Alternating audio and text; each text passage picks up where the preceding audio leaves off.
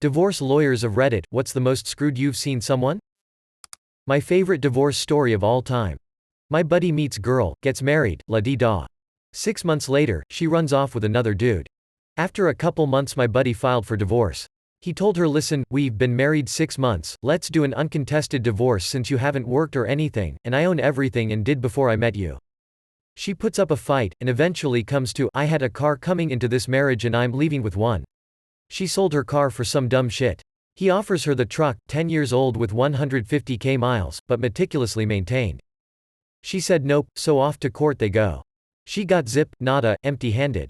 My favorite justice boner of all time. I offered my ex 6 figures in stock, literally more than half of what I had aside from my house which I bought before marriage.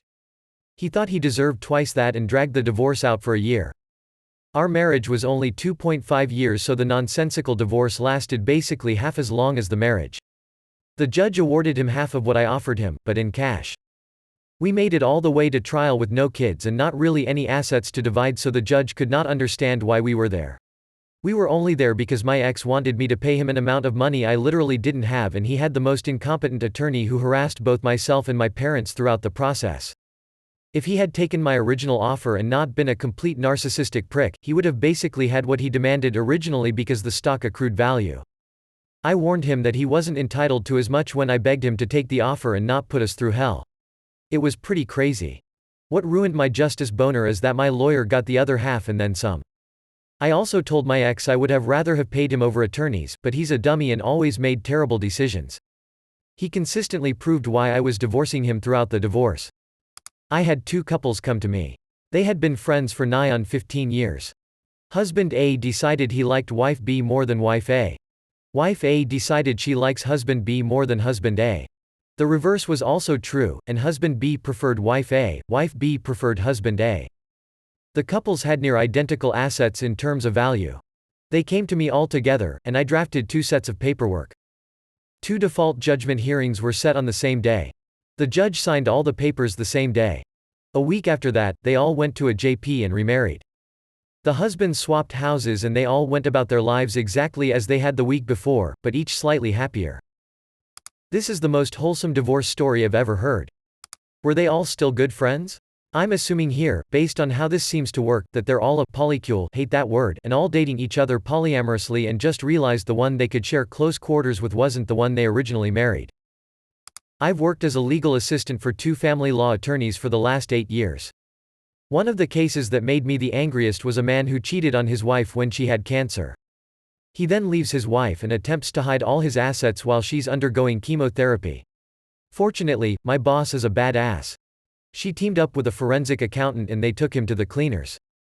He even had to pay the forensic accountant's bill and attorney's fees. I met a girl in college who was not incredibly bright, and was suddenly in a blind panic to make money.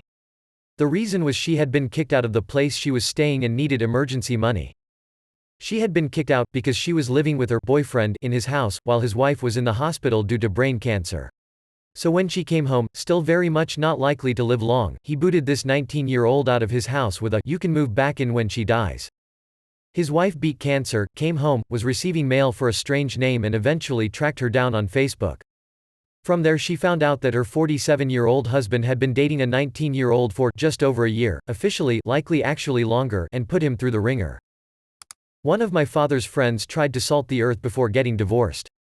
A rental house and a cabin were deeded to relatives, the cars they drove every day were sold to other relatives for tiny sums, stocks handed over to a trust for the children, etc.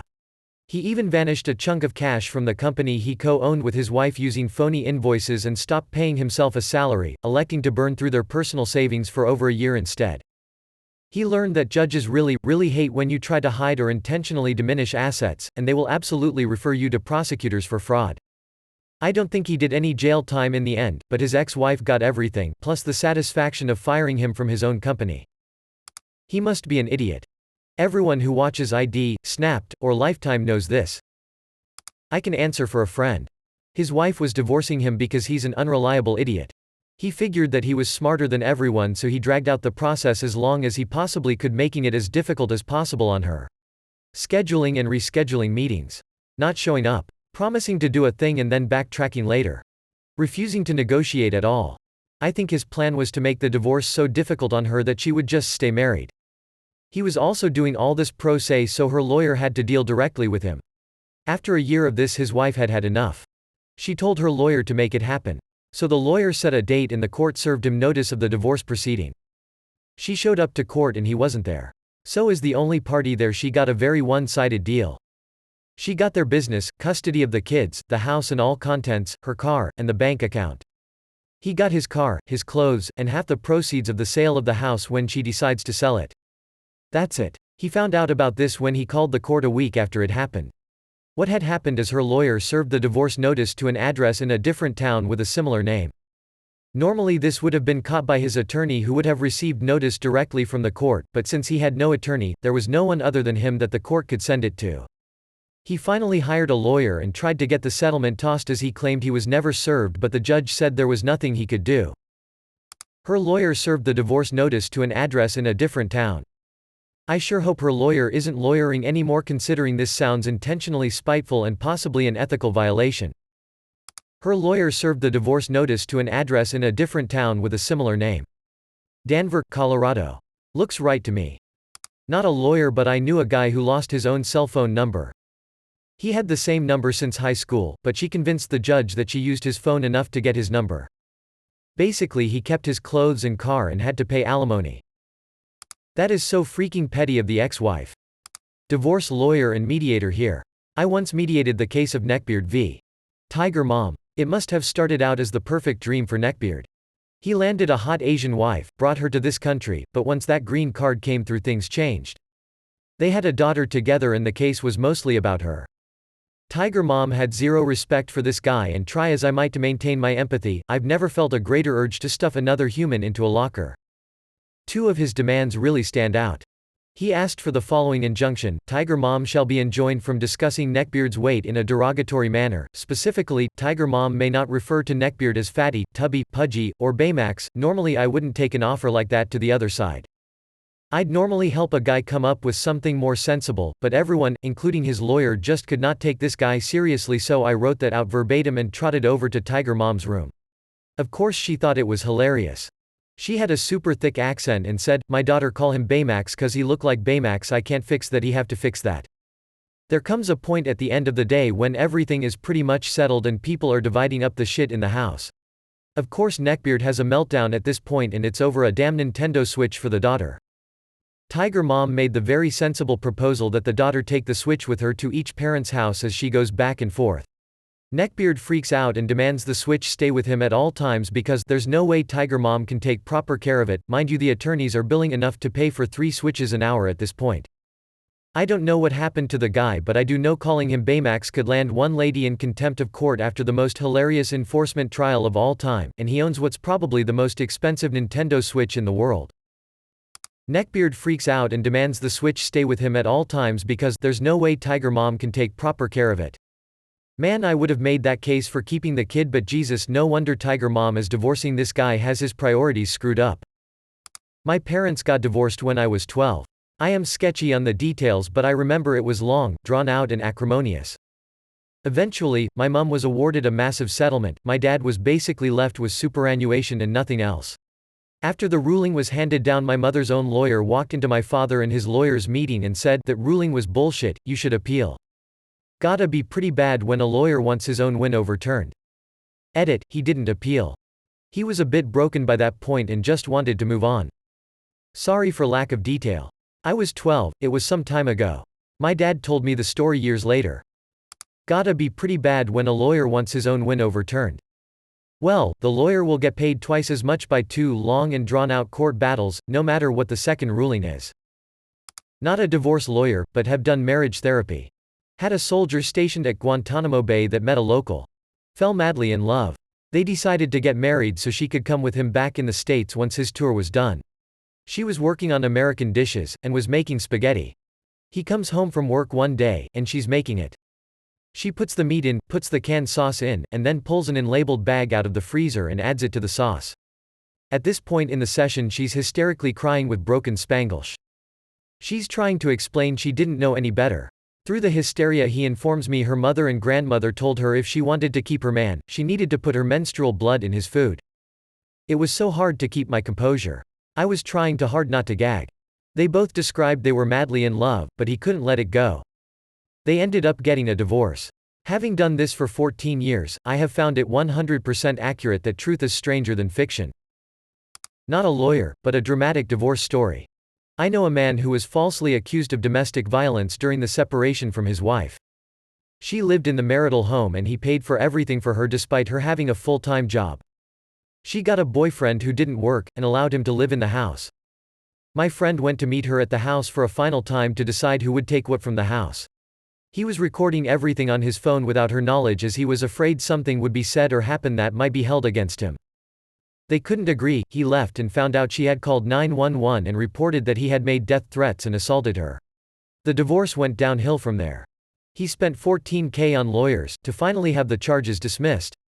During his criminal ordeal she sued him for $250,000 in alimony. The recording saved him with the police and to this day she insists he assaulted her. An unbelievable shit show.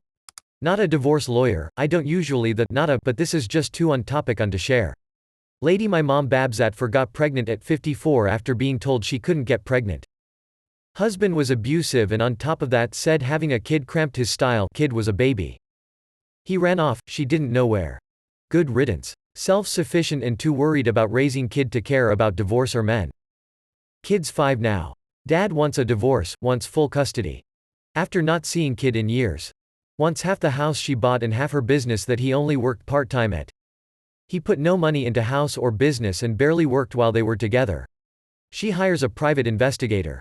Finds out she was his third wife and he never divorced either of the other. And he embezzled money from her business when he was still around working minimally. So yeah, that did work out well for him. He got nothing but jail time and once out will get supervised visits with the kid if kid wants to. A baby at 54? As a 51-year-old woman, this makes my long dead ovaries hurt. I used to be a divorce lawyer but it was not something I was proud of, plus the partner I worked for was such an asshole. I was the 11th associate that worked for her in 10 years. We used to go through 2 to 3 secretaries a year. Couple screwed up cases I remember. Our client and his wife were Mormon. During the divorce she used to tell him that he had to give her what she wanted in the divorce because they were sealed in the church and would be spending eternity together. We had to fight him not to give her more than she deserved. Represented the wife of a minor celebrity and said celebrity would file for divorce regularly when she acted up. Once he determined she was behaving as he liked, he's cancelled the divorce. Rotten bastard. Friend of mine is a divorce lawyer. His favorite is the time the husband in a bitter divorce got some slimy lawyer and said he would out-lawyer her and break the bank before giving her anything she wanted. This was in front of my friend, her lawyer. He looks at her and says, "I'm working for you pro bono, free, from this moment forward." He looks back at them and says, "I got all day." Ex-wife got the whole damn planet in the divorce. All I've got left is my bones. On the positive side, he's apparently been doing really well lately, so good for him. IANAL, only a relative of one, plus I know both of the parties, but the sheer WTF factor of the whole case more than compensates. A teacher starts her job at the high school I attended at the time and immediately starts hitting on a student. Student is male, 16 yo, teacher is female with ink literally drying on her diploma, so 24 to 26. Things progress to the point where school administration takes notice. And while the teacher isn't doing anything throw your ass in jail illegal, local AOC is 15, it is one of the things that can get her fired on the spot. This is Europe, firing a public employee without a bulletproof case against them is extraordinarily difficult. School administration is lenient and she ends with a stern warning and is prevented from teaching in that particular class ever again. Student graduates, sometime later they marry, build a house and have 2 kids. Fast forward 10 years, teacher, now in her early 40s, repeats the performance on another student, again M, 16 yo. School administration tells her she either resigns or they will go all the way on her, tanking her whole career in the process, so she does. Her husband kicks her out of the house and files for divorce. And here comes the kicker, neither party wants the kids, and the teacher continues her relationship with the new student despite everything that happened. My father-in-law had a stroke at the age of 46. He lost the use of his right arm and the ability to speak. Shortly after his stroke his wife decided they needed to move into a smaller house and sell their current one which was under his name and he had paid for. This also meant she was kicking out my brother-in-law and my wife, girlfriend at the time. She also decided to put down my wife's cat and get rid of the family dog since their new house wouldn't have pets according to her. She sold their house at a loss and immediately bought a new car with the money.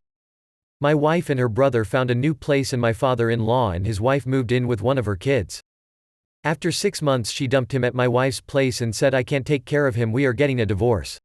I don't know how it happened exactly, but she got half his money, and a new car. She then went to all his family and lied to them and somehow convinced them that he was being abusive, and didn't love her anymore. We tried to convince him to fight it, but he refused to do anything because he was so depressed. The lawyer ruled he was of sound mind so he could make his own decisions. My wife is still upset about it and wishes he had tried to fight it, but he still loved his wife so he didn't want to. He lives with us now and it's doing a lot better emotionally. TLDR, father-in-law had a stroke, lost his home, his wife, half his savings, and his family. I represented a woman whose husband had attacked her with what was essentially a broomstick, but instead of a broom at the end there was a metal scrub brush. When the time came for trial, I figured the other attorney, an old professor of mine, was going to ask for and get a continuance. Why? Because there were pending criminal charges for the assault, and the guy can't just remain silent in civil court as he can in criminal court. If you refuse to answer a question in civil court, the court can take a negative inference against you. When the husband's lawyer and I were talking prior to the hearing, he told me he was going to have the hearing today unless I was willing to drop the alimony claim. I think he took my questioning him if he wanted a continuance as an indication that I was unprepared. Since I wasn't, I told him I was going to have the hearing, and that his client was going to be my first witness. Husband's attorney said his client would please the fifth, and I told him the chancellor judge would take a negative inference if he did. Husband's attorney said, the chancellor will do what the chancellor will do, clearly trying to intimidate me into backing down on alimony. So when the hearing starts, husband's attorney is looking a little miffed that I'm still pushing for alimony, and at this point I have an assistant bring in the broken weapon used to attack my client. The wooden handle stood propped next to my desk and the scrub brush lay on it. I called husband as my first witness. Husband's attorney jumps up and objects that this is improper and that I have to call my client first. I tell the chancellor I'll respond when he cites a rule. There is no such rule in this court. The chancellor smiled, turned to husband's attorney and asks him which rule he's referring to. He withdraws his objection, and then says his client is pleading the fifth. I respond that this is fine, but that his client still needs to take the stand so he can invoke that on each individual question he doesn't want to answer, so the court knows where to take a negative inference against him. The chancellor sides with me, and husband takes the stand. So after my warm-up questions, I ask husband what happened on X date, the night of the assault. He contends wife had driven donuts in the yard he had been working on, and that she then got out of the car and started swearing at him. Me, that made you angry, didn't it? Him, it was disrespectful. Me, that made you angry, didn't it? Him, it would have made anyone angry. Me, slow enough that it sounds like I'm talking to a foreign toddler, that you and agree, didn't it? Him, it sure as hell did. Chancellor, if you swear again in this courtroom I'll have you arrested. Me, you said she was disrespectful and her actions would have made anyone angry, right? Him, yes. Me, you didn't just take that lying down, did you? Here's where I'm figuring he'll plead the fifth and I'll get my negative inference and move on, but before his lawyer can jump up to do so, husband answers. Him, of course not, I hit her. Me, you didn't hit her with your hands, did you? Him, no, I hit her with that stick you got over there. He actually pointed at it. Me, you hit her more than once, didn't you? Him, I hit her until she got the point. Probably 3 or 4 times. His lawyer is literally facepalming at this point. Me, you hit her hard enough that the end broke off, didn't you? I'm holding up the metal scrubber. Him, turning to his lawyer, is this where I'm supposed to say I don't want to answer cause my criminal case? Needless to say, my client got her alimony. Edited for formatting. IANAL, but I remember my friend's mom's divorce from her second marriage. I guess there is a rule where if an attorney has interacted with Party A in a suit, they can't offer services to Party B. So my friend's mom called every divorce lawyer within a 100-mile radius and essentially boxed her ex out of a lot of decent representation within a reasonable driving range. An accountant, not a lawyer. I had a buddy, a good guy, but he thought with the wrong head. Divorced one woman, fell into relationship with this bimbo blonde who messed around on him. They had started a business together but all the designs were his. She wanted the designs. I went in as his witness and testified about the amount of money they had invested and that yes, the designs had all existed before the marriage as I had helped him set it up. Well, they spent months fighting about it. Her attorney was a crook. $35,000 each in legal bills.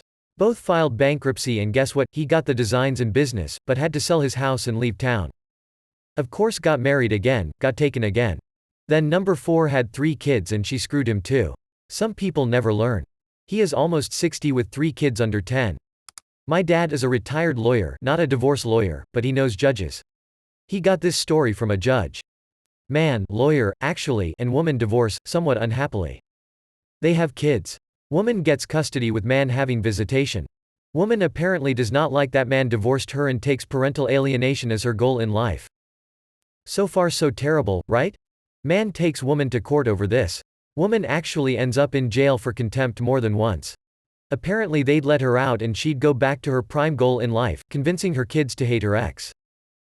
Judge, who told this story to my dad, finally tells man, I can throw her back in jail as many times as you want, but there's no winner in this. I'm paraphrasing, it's been a few years since dad told me this story. Dad didn't know the rest of the story, but seriously, the most screwed in that divorce were the poor children. NAL. But here's the couple. They have a kid. She gets pregnant again, but the prenatal testing comes back with really bad news. The kid is going to be severely disabled, with a raft of health problems. He wants her to get an abortion. She says no. The baby is born, and her condition is just as bad as predicted. So he's got my sympathy up until this. However, he gets a girlfriend. Files for divorce. He's thinking they'll just split everything, and here's his idea of the split. She can have one kid, the one that had 4 surgeries before she was a month old and requires 24-hour care, who might eventually learn to speak a few words but will never understand why she is always in pain, and he'll take the healthy kid. She can have the car, he'll take the house. He just wanted the wife and child to vanish, and he admitted this to the judge. The judge was not impressed. Wife got custody of both kids, the house, the nicer car, and he was ordered to cover all the medical expenses for the rest of the disabled child's life. I was told he started to argue and his lawyer told him to stop talking. Nope. Dad wanted visitation only with the healthy kid, so the judge ordered him to pay for the disabled kid's care during every minute of visitation time so mom could have a break. Guy starts to argue again and his lawyer told him to STFU if he wanted to have any assets left at all. Not a divorce lawyer, but there's this security guard that works at the mall my friend works at, and he immigrated to the US from India and was in an arranged marriage with this American-born Indian girl. He busted his ass off to put her through college and dentistry school, and she ended up cheating on him with her ex-boyfriend from high school and ran off with him. They didn't get divorced, but he's still paying off her school loans.